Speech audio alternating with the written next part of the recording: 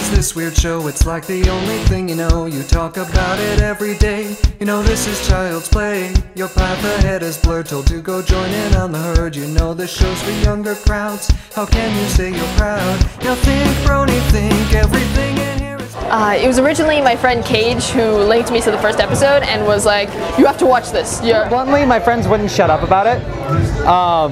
A lot of my friends had started getting into it at the time, and they were kind of like, you should give this show a try, you should give this show a try. And I'm like, it's candy-colored horses. Ponies aren't just for girls, let the tail unfurl. Twilight sparkle, Pinkie Pie, Applejack and Fluttershy. I make music, I do composition now, I sing, I rap.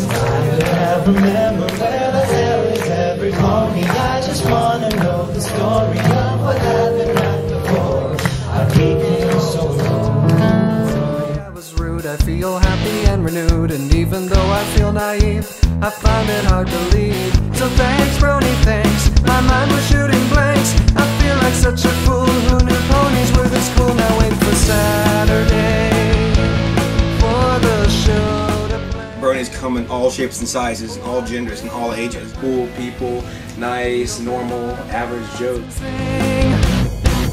Ponies aren't just for girls, let the tail unfurl. Twilight sparkle, Pinkie Pie, Applejack and Fluttershy. Do not